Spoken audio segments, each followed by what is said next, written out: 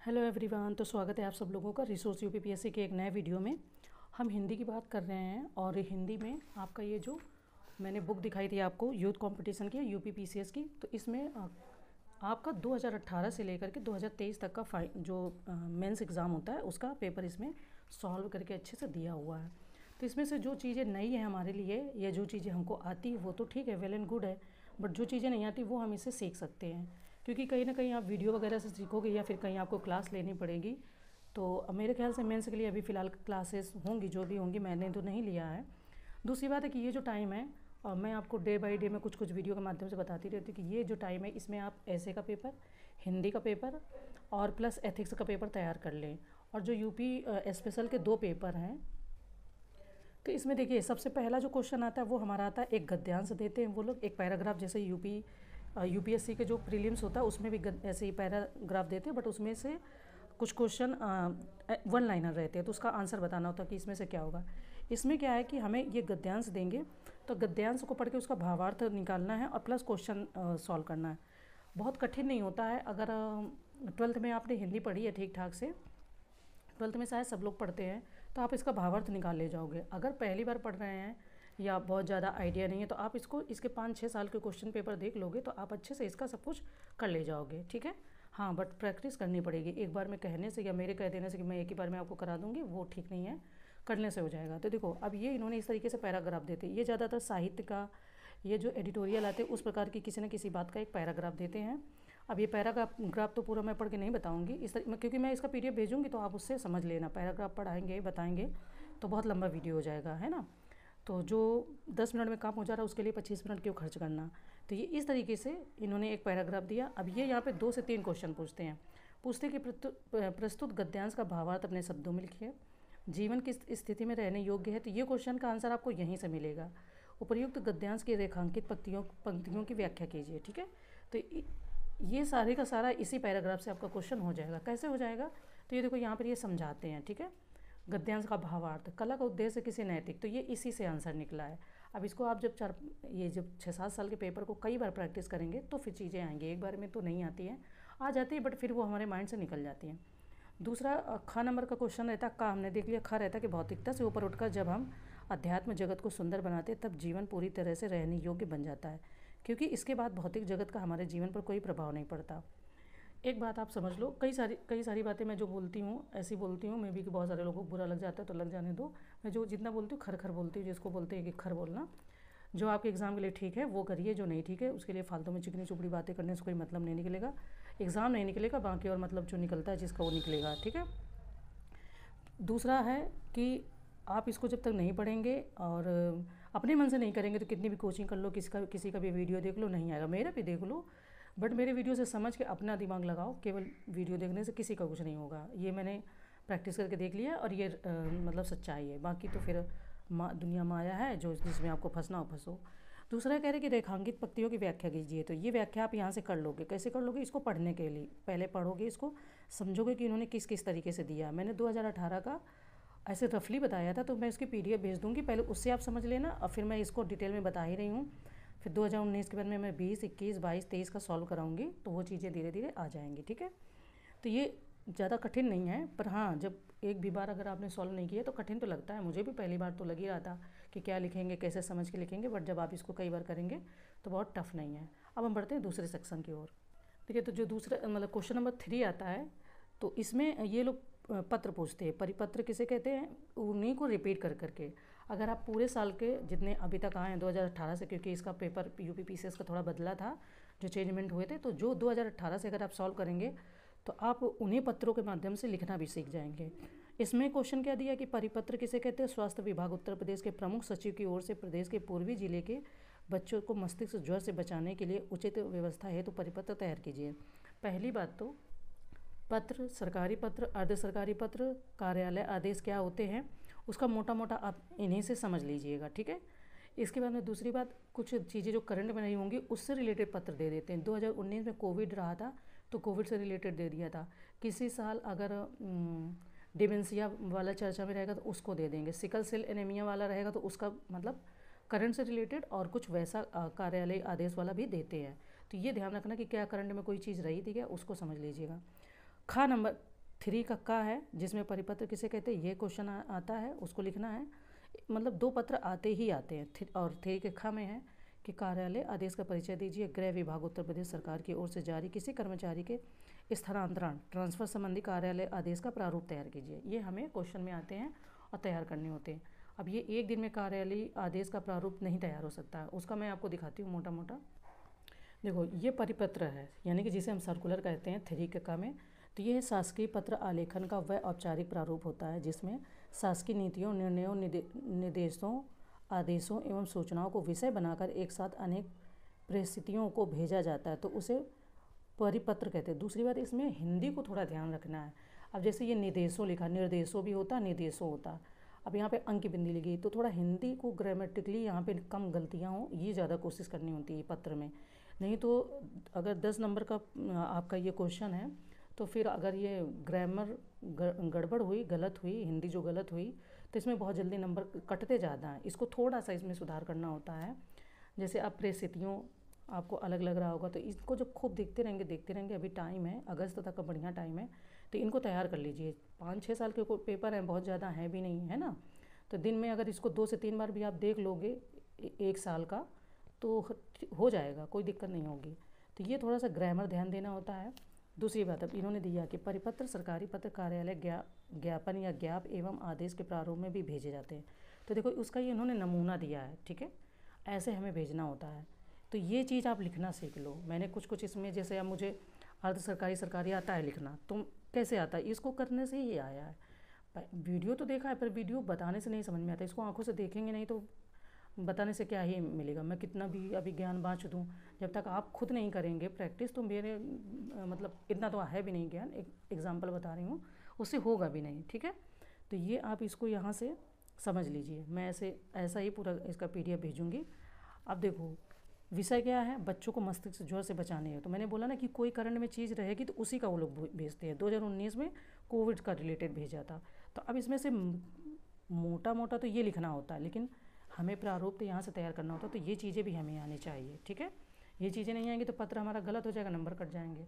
अब इन्होंने कितना लिखा है, ये 3 से 4 लाइनें लिखा कि मुझे यह कहने का निर्देश हुआ है कि प्रदेश के पूर्वी जिलों के बच्चों में मस्तिष्क ज्वर को देखते हुए उत्तर प्रदेश सरकार ने यह निश्चय किया, क्योंकि जब आप सरकार का अंग हो जाते हैं, राज्य का अंग हो जाते हैं, तो आपको वहाँ से इस तरीके के पत्र लिखने होते हैं, है ना। तो ये आपको लिखना होता है, इसलिए आपको पहले आना चाहिए कि निश्चय किया है कि वहाँ मस्तिष्क ज्वर को रोकने के लिए तत्काल उचित कदम उठाए जाए। अब देखो यहाँ पे ये हिंदी थोड़ा ध्यान देना रहेगा, है ना। इस संबंध में आप जो कार्यवाही करें उसका साप्ताहिक विवरण मंत्रालय को भेजते रहें। अब ये थोड़ा यहाँ देना कि यहाँ पे भवदी लिखना है कि क्या लिखना है, ये यहाँ पे ज़रूर आपको ध्यान देना रहेगा, ठीक है। काखा गागा मुख्य सचिव और इस तरीके से, तो इसको थोड़ा समझ लेना। दूसरा है वही 3 का खा में, ये कार्यालय आदेश है। कार्यालय आदेश को ऑफिस ऑर्डर भी कहते हैं। कार्यालय आदेश शासकीय पत्राचार का वह प्रारूप है जिसके माध्यम से कोई विभाग या कार्यालय अपने यहाँ कार्य अधिकारियों एवं कर्मचारियों, अब यहाँ पे कर्मचारियों ये गलत लिखा है, ये यहाँ से रहेगी मात्रा, ये वाली कम्र नहीं होगी, ठीक है, के लिए समय समय पर जारी की गई आदेशों की सूचना को विषय बनाकर जारी किया जाता है। इसमें नियुक्ति, स्थानांतरण, कार्य आवंटन, नियम, निलंबन, अनुशासनात्मक कार्यवाही एवं कार्य समय सारणी को विषय बनाया जाता है, ठीक है, जो कार्यालय आदेश होता है। तो इसका सब्जेक्ट क्या रहेगा, और जो सरकारी पत्र रहता है या जो मतलब कि ज्ञापन ऑर्डर रहता है उसका क्या विषय होगा, ये विषय में डिफरेंस होता है, ये ध्यान रखना। तो ये इसमें भी मोटा मोटा कितना, ये 4 से 5 लाइनें, है ना। किसी का ट्रांसफ़र हुआ होगा कि और मतलब कोई अनुशासनात्मक कार्यवाही की गई होगी तो उसको लिखना है। तो ये आप अच्छे से देख लेना। हम बात करते हैं आगे के क्वेश्चन की। देखो हमारे 3 क्वेश्चन कंप्लीट हो गए। फर्स्ट क्वेश्चन कंप्लीट हो गया। फर्स्ट क्वेश्चन एक रहता, मतलब नंबर 1 है, लेकिन उसके पार्ट कई रहते हैं तो इसलिए वो लंबा रहता है। 2 में भी कई सारे पार्ट थे, ठीक है। 3 में आपके पत्र आ जाते हैं। 4th में आपका आ जाता है कि शब्द आते हैं, विलोम शब्द आते हैं 10 जहाँ तक, ठीक है, 10 से 12 या 15 आते हैं, उनको लिखना होता है। तो निम्न शब्दों के विलोम लिखिए। अब देखो, परिचित, अपरिचित, आपत्ति, अनापत्ति। आपत्ति का कई सारे लोग विपत्ति कर देते हैं। अब ये यहाँ पे छोटी छोटी चीज़ें ध्यान देनी, क्योंकि ये 10 से 12 नंबर का क्वेश्चन रहता है। अगर 2-3 भी इसमें गलत हो गए तो हमें 4 से 5 ही मिलेगा नंबर, जबकि हमें कम से कम 5-6 नंबर तो मिलने ही चाहिए अगर पूरा हमारा क्वेश्चन ठीक ठाक रहता है तो। मगर 6 नंबर 5 नंबर बड़ी मुश्किल से मिलते हैं, लगता है कि हो जाएगा, बट वहाँ पे जब जो प्रेशर होता है उसमें प्रॉब्लम होती है। तो जब हम ये अगर हमने 15 भी एक ईयर का देख लिया और 10 ईयर का देख लिया तो सोचो कितने तैयार हो गए। आप ही सोच लो, आप एक ही दो ऐसा रहेगा जो नहीं आएगा, वरना सब कुछ तो आ ही जाएगा जब हम इतना प्रैक्टिस करके जाएंगे।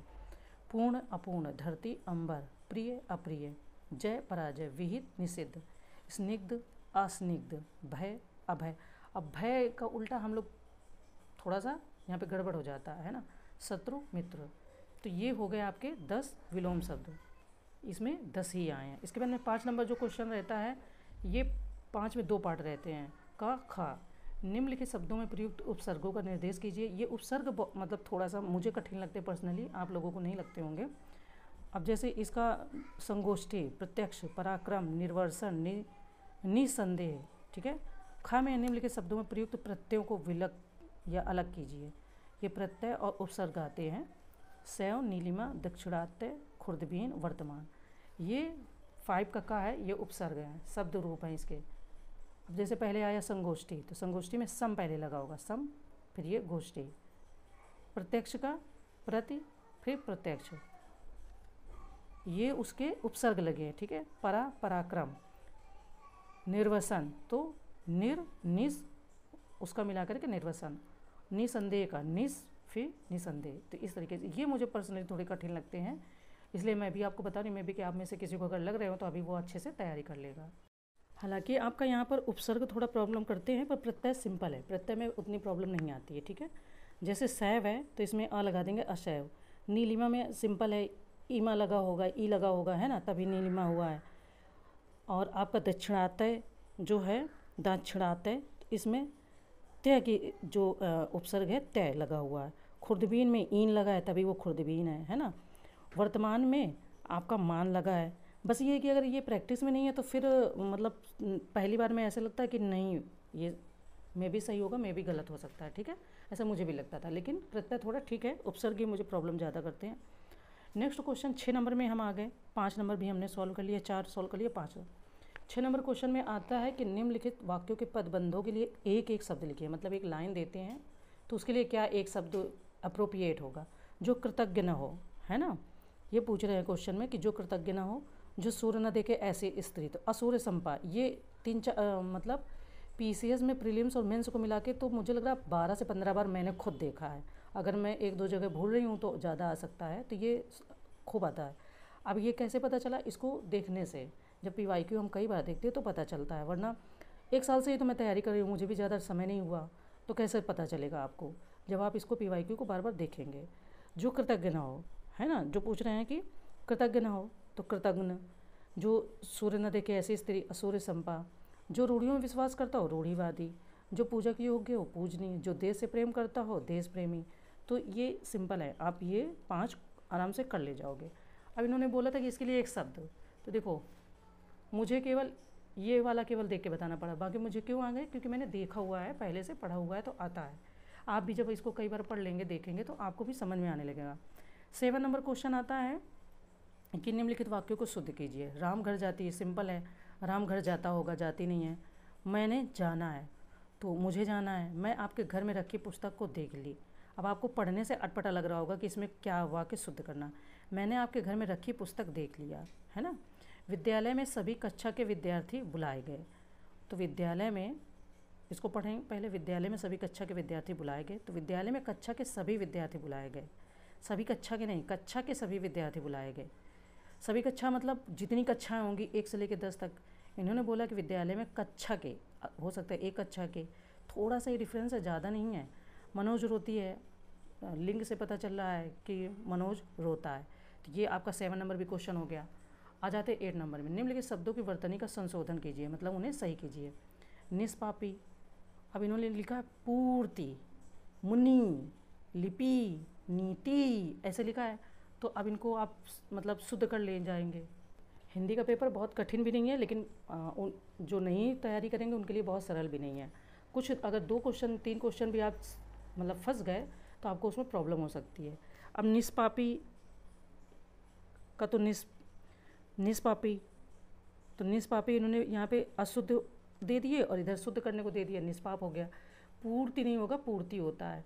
मुनि नहीं होगा मुनि होता है, लिपि नहीं होगा लिपि होता है, नीति नहीं होगा नीति होता है। नॉर्मल है, सिंपल है, बहुत कोई ऐसा मैं ज्ञान वाली बात नहीं बता रही हूँ। 9 नंबर क्वेश्चन में आ जाते हैं। निम्नलिखित मुहावरों और लोकोक्तियों के अर्थ और उनका वाक्य प्रयोग कीजिए। यथा राजा तथा प्रजा। अब ये थोड़ा सा अटपटा मुझे लगा है ना। आ बैल मुझे मार, आ जाएगा आराम से, 9 2 11 हो जाना, बहुत सिंपल है। जैसा देश वैसा बेस, सिंपल है। दाल भात में मूसस चंद, सिंपल है। ऊंची दुकान फीके पकवान, बहुत सिंपल है, बचपन से सुनते आए हैं। मान न मान मैं तेरा मेहमान, ये भी। अंधेर नगरी चौपट राजा, ये भी। आसमान से गिरा खजूर पे अटका, बहुत सिंपल है। ये तो मुझे नहीं लगता कि किसी को कठिन लगेगा, ठीक है। तो ये 9 नंबर क्वेश्चन हो गया। अब 10 नंबर देख लेते हैं, इसमें क्या आता है। इसका मैं PDF भेज दूँगी, इसका मैं बताऊँगी नहीं, इसका मैं PDF भेज दूँगी, तो आप देख लेना अच्छे से, ठीक है। तो ये आपके पूरे क्वेश्चन हो गए। तो आई होप कि ये चीज़ें समझ में आई होंगी। जैसा भी आपको लगे आप मुझे कमेंट कीजिएगा, मैं इसके PDF आपको इस तरीके से भेज दूँगी, या फिर डिजिटल फॉर्म में रहेगा तो उसको भेज दूँगी, ठीक है। तो चलो मिलते हैं नेक्स्ट वीडियो में, तब तक आप इसको प्रैक्टिस करते रहो। और आप एथिक्स, और देखिए है तो ऐसे का भी बहुत ठीक ठाक दिया हुआ है, ऐसे भी आप अच्छे से तैयार कर सकते हो इसी बुक से।